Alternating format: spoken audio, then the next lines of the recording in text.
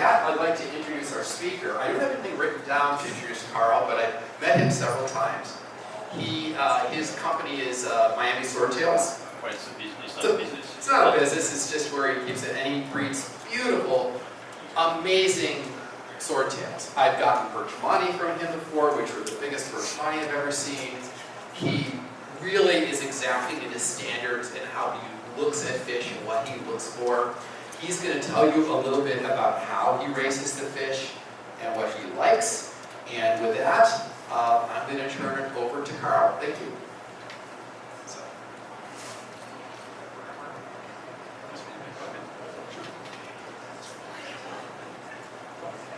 You guys hear me?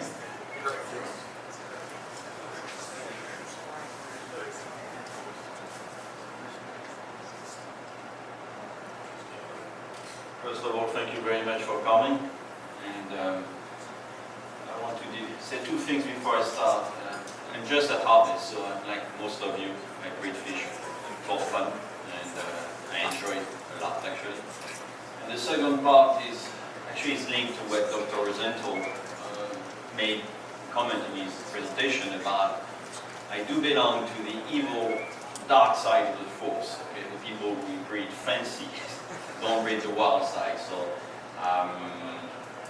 there's a lot of selection involved, which is a big taboo in libraries when you breed wild species. So that's it. Nobody has left the room, so I guess we can start. All right, so breeding fancy libraries in an outdoor natural fish room. I'm not going to read you what I wrote. It's basically the setup that I have. Again, it's in my backyard. When we moved from Minnesota to Miami, I was no longer allowed to keep any fish tanks in my house. Tough rules, right? But I'm not the boss. So I decided, oh well, give me a new opportunity. I'm going to have something outdoor. And when I moved to the US, when I was many moons ago, when I was younger, my wife, we started in an apartment in Minnesota, and the bottom line is that I read something in TFH, I think it was in August, September issue 1995, so it's a very long time ago. It was an article about Fred Morita's outdoor fish room in Hawaii. And that always struck with me that someday, if I got a chance, I would do exactly that. I would have an outdoor fish room. It has to be very basics, and it has to be built to be functional. Okay, nothing fancy about it. It's very simplistic in nature. The only thing that I would mention to you, so you don't make the same mistakes that I did, is that when you use the beam to support your tanks, make sure they're not comically treated. If you do the mistakes, you will do it only once, because after that you have no more fish. Okay, the first rain, everything leaks, you say, man, my fish are dead. Oh yeah, dummy, you use some pressure-treated wood, and that's arsenic in it, and all kind of chemicals that will seep into the water, kill all your fish overnight. It's easy to do as a mistake, because sometimes it's barely labeled as such. Always use natural wood. As I said, very simple. All this has to coexist with the environment. And it's Miami, so it's subtropical. We get very cold weather, around 60s Fahrenheit, during the what we call the non-hurricane season, and then we've got the hurricane season, okay? And that gets very humid and very hot. There is no artificial light, no artificial temperature heaters, and everything is natural. The only thing you got are bubbles, okay? I use basic setup. So this should be playing, and it's not. See? There you go. So that's a quick video of the setup. It looks big, but it's not, I guarantee you. Every space is maximized. I cannot have a very busy life, otherwise I do have a life outside of fish. And I cannot keep more tanks that I can maintain. So everything is outdoor. That fish room was first established when we moved 2004, 2 years after I started to get serious. And, couldn't have fish tanks in the house again, so I had to get creative, and I had to pony up and start building it. So there was different phases of it was done. You can see the whole display.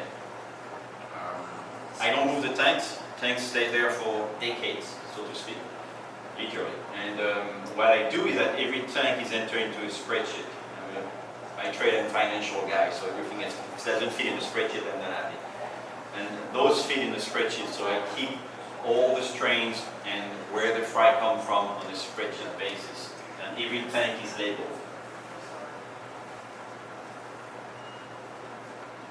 All right, those are front picture of it. As you can see, the shade on top, the cloth that I put starting, I would say, by May, because the heat is getting very, very hot. And you have to, it's not like Arizona or those kind of states, okay? It doesn't get more than 90 degrees Fahrenheit.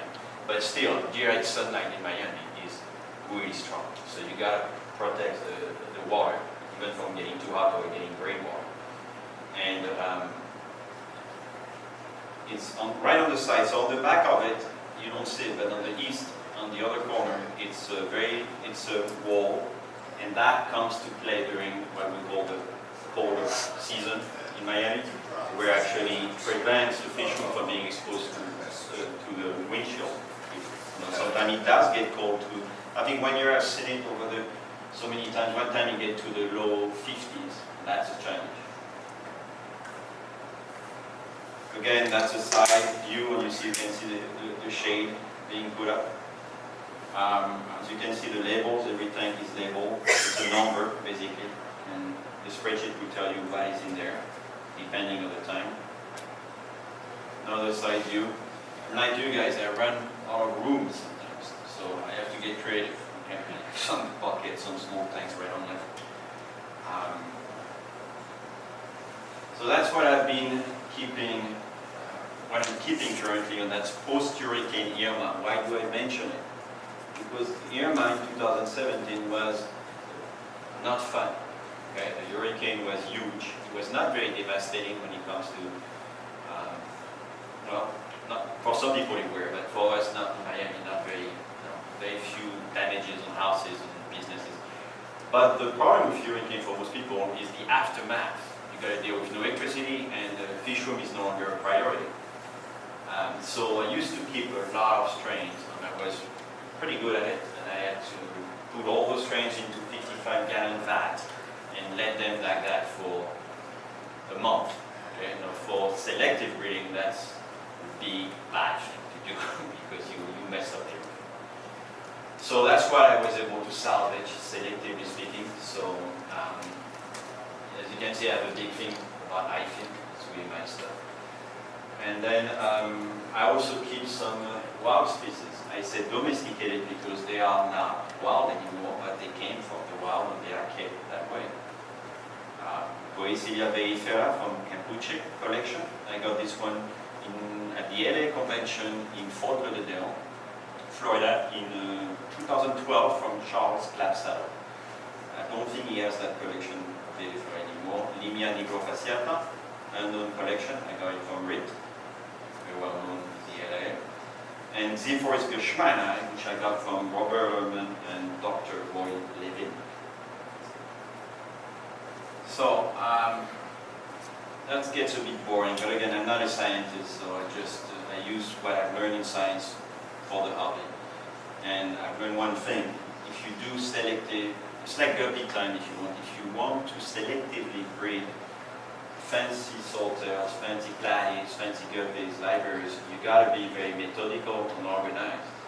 Because there's two things amazing about livebearers: is that the worst party that they breed, the best party that they breed a lot.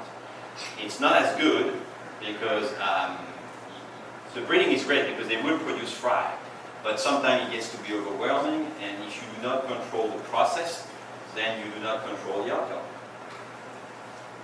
Now, pay attention to the bottom in red. Those are not my words. Those are the words of Dr. Joanne Norton, who went over booklets. She was the founder of the LAA, and before starting, the LAA going towards the wild species, it was all about fancy strains of livebearers. But this is really the key. It's the most difficult part is the red one. Okay. But if you don't do that, unless you guys come up with something new, and you gotta share it with me because that will spare me a lot of time just doing this, you will not, my experience, you will not go anywhere.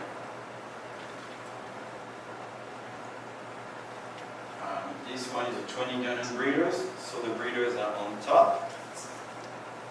You have different. Now you notice one thing though. All the tanks, most of the tanks are not facing you, and it links also to the Dr. Rosenthal's presentation when I was looking at his photo of his fish room. I learned that putting them in that position allow the fish to be not as shy. He can go into some private parts, more secluded, and that works. They're not jumpy when you introduce them into a tank, and it allows you to and it also saves a lot of space, evidently.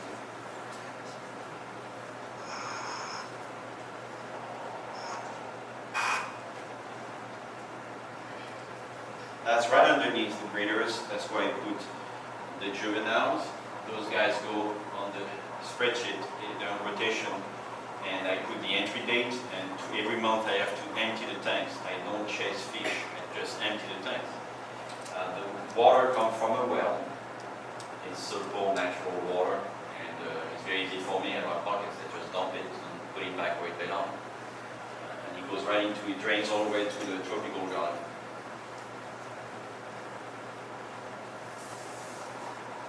And this is a row of fry. Again, the fact that every month they have to be emptied and called and selected is that because I hunt down, literally, every single young or potential males that is around. That's the enemy, people. Those guys are bad. They can really, they will have access to the female much faster than any other male, and you don't control the selective breeding if you let nature take over. So you got females are not a problem. Don't worry, ladies, it's always the male. And that's another one. This one is a 30-gallon breeder. You can see it's a natural setup so that the tanks are exposed to the environment. You got the water in Miami-Dade is very hard, and you can see the calcium deposit everywhere. And as mentioned so often to us, those fish, they graze all day long. They don't only eat what you feed them, they eat all day long. And that's a batch of red alpha. So you start, let's say, with 100 fry in a 10-gallon. Very quickly, when you move them to a 20-gallon, you end up with 30. And when you move them to a breeder, you end up with 5 or 6. So it's not a commercial outfit, evidently. It's because that would not be profitable to waste that many. That's another one with ruby red. That's a 35-gallon, a 40-gallon. This one, I tend to concentrate all the same strain together. So based on the spreadsheet again, it tells me which one is a ruby red, which one is a red that is not from red alpha. So you cannot mix your fry. And, but you can see with the direct sunlight, it has amazing result in colors, in vitality of the fish. You can't beat nature, that's a bottom line. That's another show video of those one I think are Arnoldi. Which video that I took before leaving. Those are Arnoldi whitetail, salttail. You can mix different strains if they don't look the same. I raise salttails by themselves. I don't raise them with Platy maculatus or Platy variatus. When I say maculatus variatus, I refer to the parent family. But I say Platy after, so because they all have hybrid origins, so I won't be crucified by techniques. And here's where I belong to the good side of the force. That's a Bishmanek from where I live in Ellerman. I've been maintaining them since 2012. Here's the key. I don't do selective breeding in a sense that I don't go for the color, but I keep all the female virgins, only the male do I select. And I select them for the size, I call them the big bulls. And you gotta do this, I do that in order to keep up with the common sense of 35 gallon is not a lake. So you gotta make sure that the runs cannot get to the female. But I don't select for the colors, okay? Just for the size, so only the males. And this is the other one. That's my favorite. I love it. Livebearer, king of the molly. Now, you get accordingly. I don't know about you, but on a Sunday morning with my coffee, that's my tea. And you can see the setup. Bare bottom, got off sun on it. Let's put it one more time if you don't mind. Always enjoy it. Now, that, I have to say, you won't see that kind of courtship with, maybe in Molly you do, but not with salttails for the domestic side. This really belongs to the wild side because it goes on for hours. And the guy earned it. And I keep it with the two-parent family. I only keep one type of wild mollies and one type of species of wild salttails because otherwise I would be too afraid to mix them. Because I'm not really an expert, so I figure out the best way to do it is take the one that I like the most and then stick to it. And it's very tempting to get some new ones. And I also get scattered and sometimes breed. All the fish that I like, they call bobtail bettas. Now be careful with the betta. If you're successful, you are very successful when you end up with 200 bettas. And then you're thinking, man, I'm supposed to breed IFs. I also enjoy myself with what some refer in this country as tubing, which is you have a container outside and you don't put any filtration, nothing. And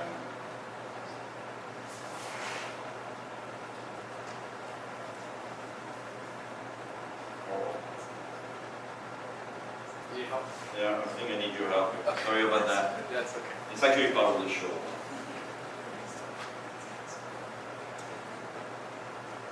If you give me an Excel spreadsheet, I do very well. And moving on, it doesn't look. It's microproduce. I like that those sound as well. I think the videos might just play automatically if you just keep hitting the right arrow, but I'm not sure. You think so? Right. That's right. Microproduce, and it's a great fish. It's underrated. It's one of the first tropical fish in the hobby, and it doesn't need. It's like a bed. I can breathe in atmospheric air, and you can do a bit of selection, and they do very well outside. And I started to select them for colors as well. You're right. Click twice. And it's a side hobby, I guess. In Southeast Asia, they do marvels with this fish when they bring them outside. So every season, when you're done with the humidity and everything, you call the containers, you remove all the ones you don't need, you keep the best breeders, and you let them sit until next season, which is around the early onset of summer.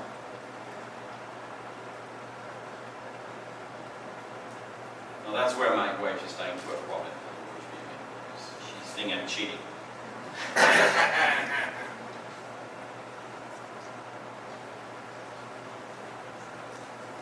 Alright, so we're going to go back to the meat on the bone here. Alright, breeding and maintaining fancy strains. That's where I go on my soapbox and start pretending something. All of us were harvest, and then some of us are fish breeders, meaning we like to breed. But sometimes some of us unfortunately have an obsession and they got to think, what about if I create this, if I selectively, what do I need to do in order to create that strain? And that's where I am. So controlled breeding is therefore paramount. I know I'm repeating myself on this, but that's really what it is. You will not get the fish you're going to see.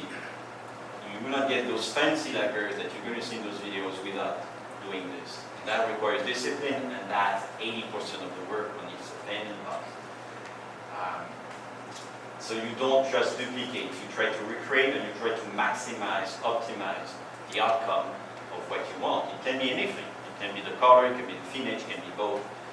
And you always try to go back again to the parent family, but that's something else.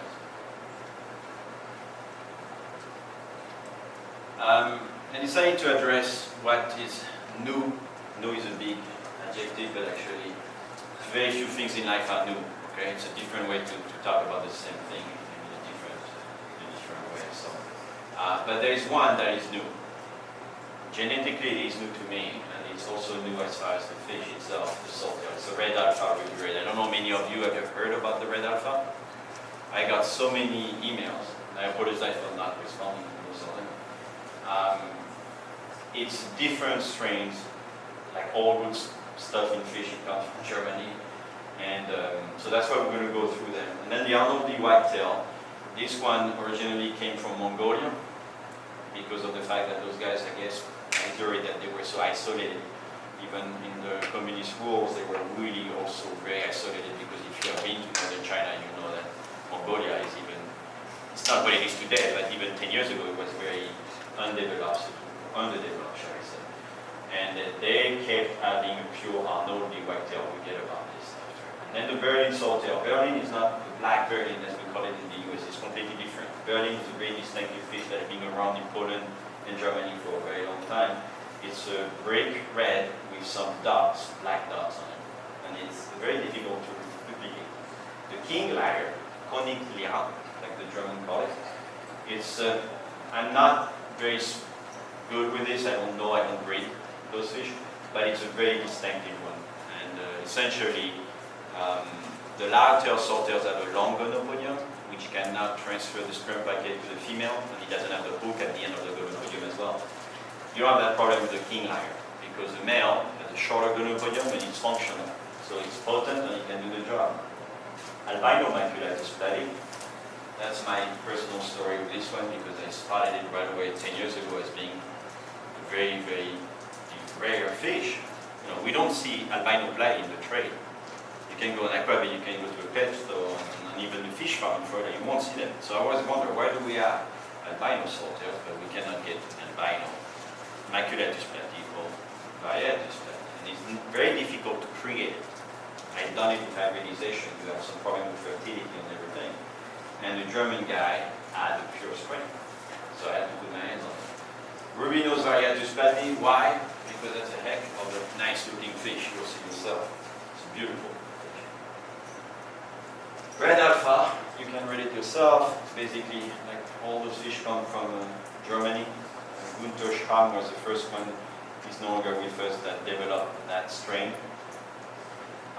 He has been really perfected by Wolfgang brand that brought it to what it is today. And thanks to a good friend of mine, Robert Ellerman from New Jersey, originally from Texas, was able to do the first import from, it was a gift from Wolfgang, and he brought it with some kitty guys that were nice enough to piggy ride on this, and that got us the first 10 red alpha ruby red in the country. He distributed 2 females to me and a few to others. They were impregnated, and I started with this. So what's the fuss about? Well, I don't know. The best way for me to explain to you selectively is that on your left, you have high fin amber, and you can see that the scales are very reticent. You know, it's not an uncommon fish in the US. We call it a black rabbit. That's an amber. And a good strain doesn't develop any melanoma, any skin cancer. And on the right, you got the red alpha. So, completely different fish. There is no shine on it. And there is no what they call scientifically the gannin, I believe that's the way they pronounce it, which is what provides the gloss and the shine of the scales. And you don't have that kind of thing with the red alpha. It's a close-up of the scales. That's thanks to Richard. And it will show you the lack of the gannin. I don't know if it's gannin, if I pronounce it correctly. And essentially, this fish stunned me because I used to believe that black swordtail is dominant, and therefore every single offspring to a certain degree will have black genetics. But I was wrong. So maybe the red alpha is not a black swordtail, maybe it's just a red swordtail. Why? Because if you to keep up the quality, it's the most difficult strain I ever bred and maintain. Breeding is not difficult, so to maintain the quality. Because you need to keep 2 different colors. Without the ruby red, on the red alpha, you will not get that quality of fish, like the one on top bred by P2 Ivanov. P2 was a good breeder from Chicago, and he's no longer with us. He was killed in a car accident 2 years ago. So I rescued some of these lines. What I'm saying to you is that the one at the bottom on the left is a good example of what my experience of what you need as a pair to to breed F1, F2 good red alpha. The male is better to have a ruby red male and red alpha females. Even if the quality of the red alpha is not that good, if your quality of the ruby red is perfect, genetically and pure, you're going to get somewhere.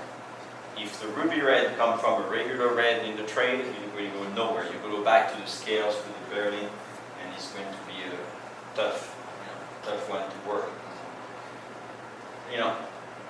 Figure it out. I have a problem with hyphen. I tend to put hyphen on everything, and I put it on the ruby red. So what I did with this is that I selected the ruby red line by itself for F1, F2, F3 until I was sure there was enough redundancy of ruby red pureness in it, and then I cross it back to the red alpha. Because to bring the hyphen, I used an albino red soul. So I wanted to make sure that all the recessive genetics that I don't know in the red albino was kind of filtered over generation before I put it back to the red alpha. You got to use a control environment. You never jeopardize the main source, which is always keep a line pure. So that's why it gets complicated. As you can see, it's stunning fish. And the one on the, you can see the one on the right, the fact that she's pregnant, and you can see that she has a bit more ganin on the top, but the dorsal is feedback for a female. This, I believe, is a video. So this was counter-indicated to what I just told you before. That's the opposite of what it should be. But if you don't have anything, you use this. And but technically, the red, ruby red, should be a male. Every single video doesn't have any artificial lighting. It's taken outdoor with sunlight. So what you see is what it is. No cheating. You see the red intensity on the color of the female? That's a sign of, not a sign per se, but it's a good indication that you having, if you buy a stock that has some ruby red in it, because that's, you can really go so far by bringing ruby red to ruby red pure that they almost look like albino. The intensity and the density of the pigmentation of the red is stunning, but they're not albino. Arnoldi whitetail salttail, second one. I already described to you, P2 got his first line from Mongolian import. Stunning fish, really stunning fish. I guess I've learned from this of not getting new stock. I think I get maybe a new fish every 2 years, 3 years. Otherwise, I keep breeding what I have. I work on what can be done now. So that's why they were isolated, and that's why they bred them. They bred that fish pure. The difference from what I've been learning is that what's an Arnoldi? It's fancy. It comes back to the. I think Arnoldi was the first German artist that was able to identify that type of genetics. We're all used to have a white-tailed salttail bred in this country. We know what it is. The best way I can describe it to you is that you take a tree, you have the leaves, and the branches and the leaves, you got a tree. That's what an Arnoldi whitetail is. Okay? You have a pure pigmentation all across the coral and the finnage. So you can see the difference. Regular whitetail, run-of-the-mill that you find in any pet shop, and specifically the one on the right.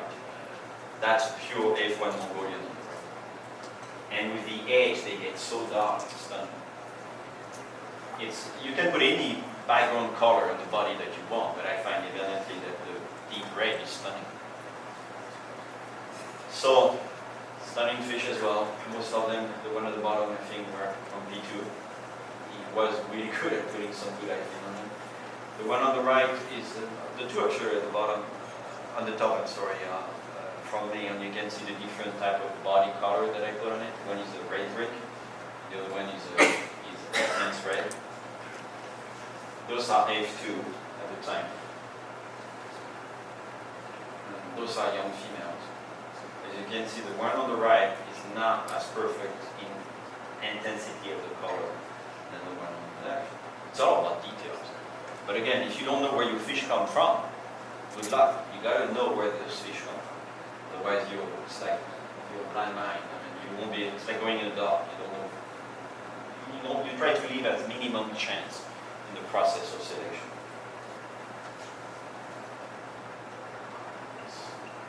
It also give you a good look at the inside of the tank. You see everything built up.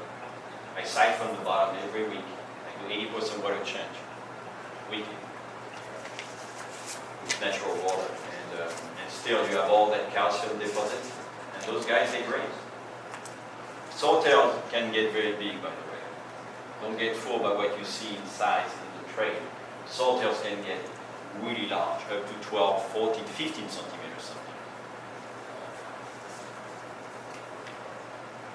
The Berlin. Evidently you know where it's coming from. The Czechs have a good strain going on commercially over there. And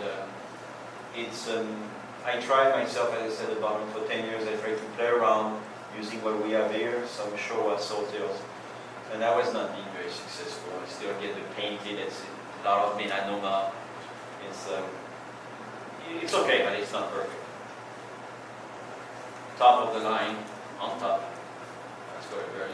You know, some people will say, and I agree, it's kind of good, well, until you see it real, and you will see that to duplicate that type of pattern is very difficult. And that's my humble try at it, at the bottom. And on the bottom right is what you have here, which is a painted, not to be confused with the bird. That's my humble attempt. As you can see on those ones that I was trying to select, there's too much black on the tail, and the sword is getting, on that female too, is getting to some melanoma. So it's a work in progress. The king liar. I can only, it's only what I've read and what all the guys have told me on what they do and how they breed it. I have no experience in breeding that fish. It's just different enough to mention it in the trade. And again, the male can breed naturally, so you don't need to use artificial insemination. I've done artificial insemination. Dr. Roy Levin taught me how to do it. The issue is that it's not for me. I get more nervous in the fish, so it doesn't work.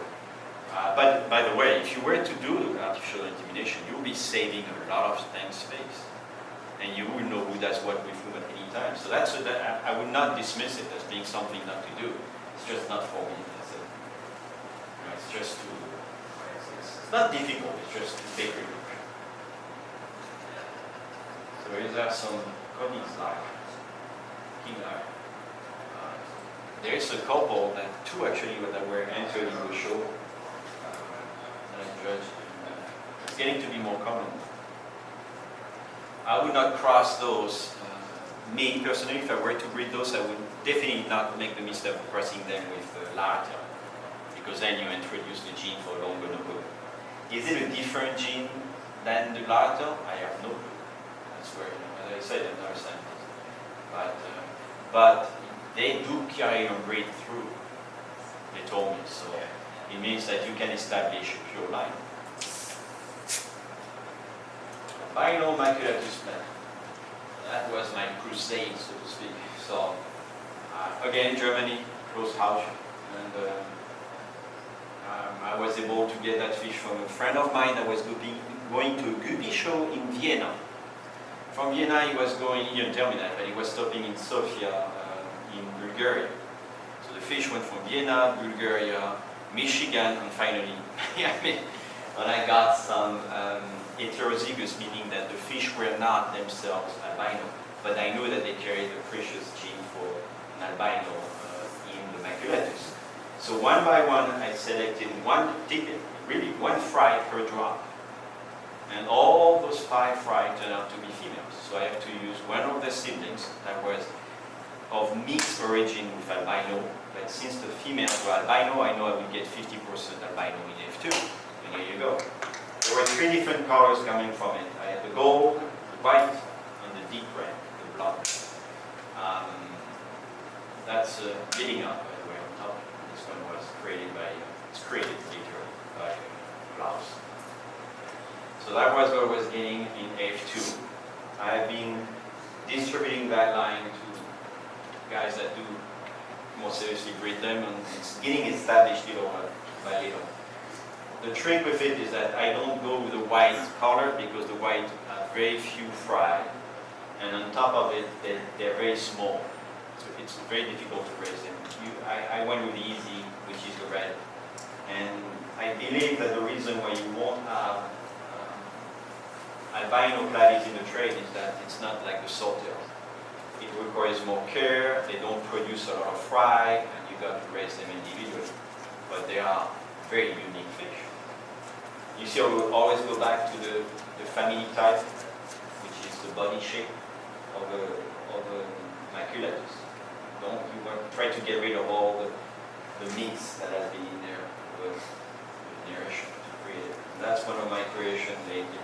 I put the bleeding out on it.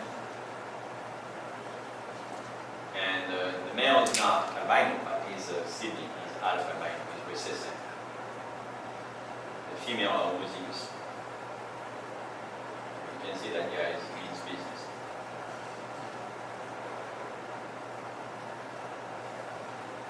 This is your shot also of the typical 15-gallon tank that I maintain.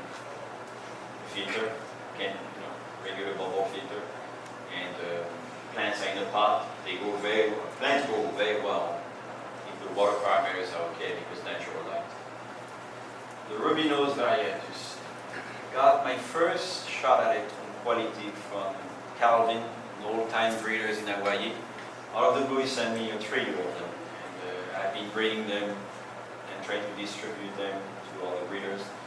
Unfortunately, today I've run into some infertility in the line, and I think it links up also to Dr. Rosenthal when he alluded to the fact that sometimes if you keep breeding, you may have some infertility or other issues into your line, and that, I don't know if it's that, they're in trouble. I mean, they don't breed anymore, they don't drop fry. So I cross them back to some different colors trying to get them back. Now, I know you guys sometimes you like saltwater fish, but who needs saltwater fish? Okay? That's what you do when you, I mean, it's almost like a reward because that's what you achieved after 10 years of breeding quality fish. So you can, people will say, can you send me a trio, we breed them. I have to tell them, I don't tell them anymore the truth, but I used to tell them, you won't go nowhere. You have pretty fish, F1, F2, and then after that, if you don't do the work, well, you don't collect. You don't get those fish anymore. It's all about the selection. This P2, you can say he did his job. Look at that, right work. And notice they're all males. But they tell you, he's going to pick the best breeder in there. Those are young ones. So varieties have the specificity of being slow maturing, even in the color. Stunning little fish. But you gotta pick your breeders later than you would pick with maculatus or salttails color-wise. They take time to color. As you can see, those ones turn out to be like the other ones, but they're younger now. So you gotta be patient with the male.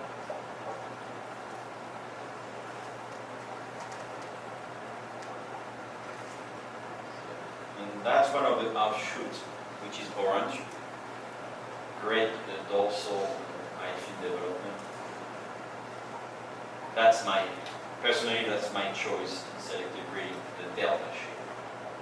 I know there is a lot of new things in the trade, there is the cauliflower, there is this and that. I don't want to contaminate the delta line. It's perfect. See how the way he carries the fin? It's not massive enough to prevent it from doing natural breeding. That's also essential if you don't do artificial insemination. You want to make sure that the fish is big enough to carry the cell. Otherwise, it won't be able to do what it's supposed to do. This is also a line that I developed on the help of a breeder in Hawaii. Wow. If you keep going at it, you will get results, but it requires to keep all your female virgin. Remember that.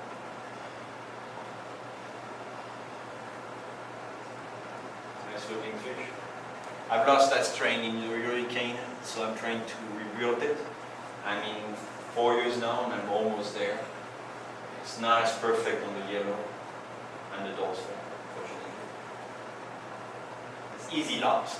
We're talking those fish live 2 years, they breed 1 year. You don't collect the fry, you don't start selecting right off at 3-4 months, you're done. That is from Dr. Joan Norton. She's like my guru, isn't she? Please go back to her. But that's it. That's what it is. If you wonder what do I get if I mix the knife thing with a lartail, that's what you will get. What you can retain from it, remember, is that there's no, as far as I know, there is no pure eye fin. Pure in the sense that it's homozygous, that it breeds 100% eye fin. You will always get some residual low fin. That, I believe, is also the case with the lartail, but I have not bred lartail, so not the way I do breed eye fin. Now, there's one thing though that is not explained in that chart that I always wonder. What about if artificially you inseminate a lartail female with a lartail male? Will you get 100% or you still get some low fin? Some of you guys want to try, it will be interesting to know. So I don't know if it's the lartail per se is homozygous or heterozygous. Now by now you figure out that I do have an issue with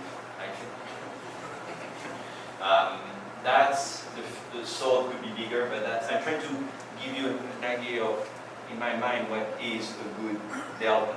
Okay? As I mentioned to you, the guy still has to do the job, the fish cannot. So he has to have a strong body, especially. He has to have the body depth, and to carry that type of exaggerated fin raise. All the fins, technically I believe a lartail, Ellerai swordtail has 12 rays. So this one has no more than 12. What you have is large extended rays in between. So it has to be really long. I want to port it all the way as a delta, pretty much like a duck. And so that was a good young specimen. That's a type of fish that we're going to be one of the few that doesn't get cold. And that's, I think, red coral swordtail. You can really go all the way if you keep selecting from one trail again and again and again. What you see as a white is basically like a tuxedo. It's black genetics, except it's the albino variation. I know some people will say it's not an albino because it's red. Well, it's a red albino. To me, if it has red eye, it's an albino. As I said, I don't complicate myself with things I don't understand. I decided to put this for you because I got people who ask me things. That is very basic to me, but trust me, 20 years ago I was clueless. So, how can I create something? Well, you take that particular one, you do exactly what is this, you do the selection, I guarantee you, you will get exactly that fish that we call red coral, which is again a tuxedo in an albino, with albinism. Now, you'll notice F1, F2, F3, so that tells you need 2 years to do this, okay, of selective breeding. How are we doing on the time? We're doing good. You have till 12:15. So Okay. and it is now 11:29. Oh boy. So maybe another 20 minutes. Oh boy. Questions? I hope you guys have questions. So, as you can see at the end, 6, 8, 3, 75 homozygous red coral albino. Also, one thing I've noticed is that we're all tempted by F1, the first generation, to put albino back into it. And I noticed that since the F1 offspring do carry the gene for albinism, right? They have regular eyes, but they do carry. Remember, albinism in xerophorus is not dominant, it's recessive. So if you have any of the parent that is not albino in any shape or form in its background, you will result with all the fry not being red eye. So there will be regular eye. So when you raise them, make sure you isolate them not to be mixed with the others, otherwise you won't be able to know which one has an albino parent and which one does not. But if you do cross, you bring the albinism back only by F2 or F3. Then you increase the marking of the red coral. Remember that white marking? And if you do fool around too much with it, don't bring too much of that, you will get melanoma. And you have a beautiful fish, and it starts being eaten away by the cancer within 2 or 3 weeks. And, it's not, that's not the purpose for me. Usually I bred some chocolate albino, and they were but then I stopped because there's no point raising 75% of fish who develop cancer. So to me, that was not my thing. If you were to use an orange parent rather than a red, you end up with an orange blossom. That name was given by a guy that used to sell on Aquabit, but I thought it was a good name because it's a good description of the. So remember, orange is not red in salters. Orange is gold genetics. Red is red. It's one of the most difficult color to maintain. And we all get confused between orange and red, but genetically it's not the same. So those are young males. It's a video, so I do this secondly. I just wanted to start before show you the top fish is immature male. You can see it's going to be shaping up. So those guys are huge, literally big salters. Okay? As you can see, they can carry the dorsal because they have a big body. They have to be strong enough to keep breeding, despite those appendages on top of it. The male on the top will turn out to be an amazing specimen for a show, but the longer it takes to mature, the less active or fertile, whatever comes first, they are. So you got to be careful about always picking the biggest male. If you pick a late maturing male, my experience, you get more females in the offspring. If you tend to go with early maturing male, much smaller, you will get more males. That's my, not scientific, it's just my observation. I think I use the Karl Trochu. Here you go. Don't copy that. See? And that's one of those big hanging containers, so that gives you the size of this fish. So when you read that, you kind of satisfy with yourself because that means that all the work you have done is actually paying off. Those are females. Never think that in I think females are not important. The ladies are very important. Sometimes some teenage are amazing.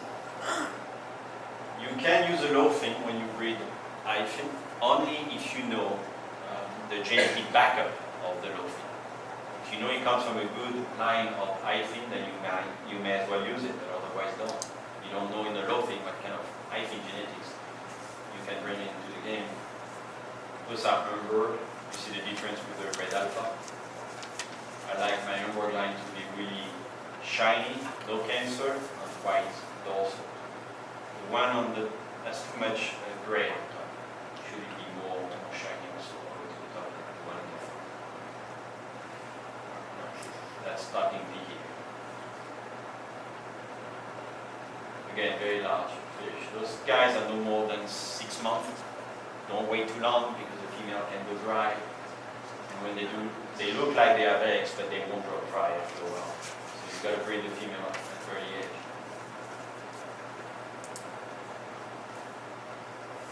And that's just apparatus. Pretty good dorsal on them. No, it's rarely you get a full tank of those. Huh? You gotta. This is the peak of the litter. This is the crème de la crème.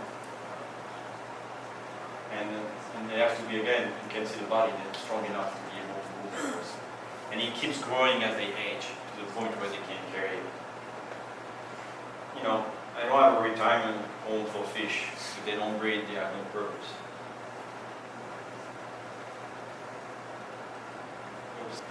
That's just to show you a good pair. And one more. Yeah. And you focus on the female. Look at the dorsal of the female. That's a good breeding pair. If you ever get a chance to put your hands on a pair like that, don't fool around, don't waste time. Selectively breed them because you got unique specimens. The genetic has been worked so hard on it that it's perfect.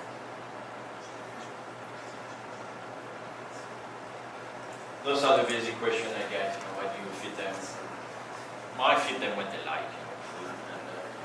And I try to. I spend actually most of my money in the hobby on food. I like quality food, and I don't know much about nutrition. I don't really want to know more. I mean, I'm a marathonian, I run marathons, so I have to learn a little bit of those things. I try to go apply that to the fish, but at the end, most of those fish, the problem with salters that you most likely know that if you feed them too much, they bloat and they die. So that means that they're not mollies. Mollies are eating on pooping machines. Okay, those guys are not. They have a slow metabolism. So I still make so many mistakes killing beautiful fish by overfeeding because I don't have the time. It's better to feed them 3-4 times a day in very small amounts. They do bloat very easily, and then they die. Right? If they cannot pass it, it's over. So I do belly brine shrimp because of those maculatus albino. They won't eat anything else, so I'm stuck with. But I'm not fancy of the shrimp. Okay? It's not my thing. But I do it. Otherwise, I use a lot of decapsulated brine shrimp. Some of people think it's a bad thing. It works very great for me. You got to be very careful about how much you feed those because they can bloat as well. And but for people who have busy lives, that's a good alternative. Decapsulated brine shrimp. You got to work, little by little on how you feed them, how you fix your fish and everything. But otherwise, that's the way to do it. The water. Change the water as much as you can. If you have natural water as I do, that's a blessing. If it's very hard as Miami-Dade, it's even better for the type of fish that are raised. 80% weekly is, I would say, the minimum, specifically if you have wild species. The Birchmannii needs, if you don't do 80% of your Birchmannii, they start to waste away. You got to bring new, for me it's very easy to do, you still need to empty the tanks and use the well and fill it up, but water change is requirement. That's for you guys. If you want any recommended readings on link, you will find your humble servant website at the bottom. And I also have a Facebook and a YouTube, I'm sorry, not a Facebook, a YouTube. And lately, after 5 years of inactivity, I've been uploading some videos. So you will find a lot of new videos there. And otherwise, I suggest, there's not much on fancy divers. There's a lot for basics, okay, and trying to sell books. But as far as the significant materials to read, those are the only ones that I've learned things from, and I was able to apply it to the hobby. Okay. Dr. Roy Living website, if you want to, that would knock your socks off. That's stunning, the work he has done. He inspired me to do some hybrid work, which I've done, a lot of hybrid. It's controlled selective breeding, but I cross Birchmannii with Variatus, Platy, with Saltails, and I'm just curious, to see what, and the results were amazing. If you go the way of hybrid, you got to work differently because sometimes nature fights you back. Hybrids don't like to cross, okay? Birchmannii is looking for a Birchmannii female, so you got to trick it. You got to put some competition, 2 males, 5 or 6 saltail regular females, and maybe if you're lucky, one of them will get pregnant. I think that's about it. And that's it, folks. We're done. Thank you for your time.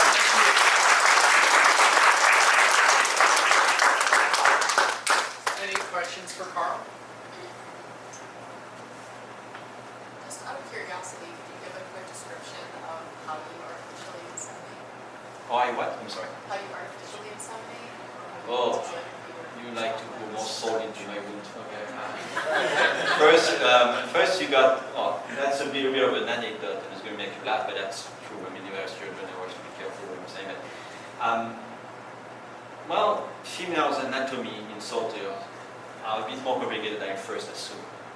So here I go, you milk the male, okay, you take the long gonopodium, you put it into I don't even put them to sleep, okay, you put them into a wet towel, very slightly on you. You got to have the trick of flipping the gonopodium, which is, remember, if it's a regular thing, it's not that long of a gonopodium.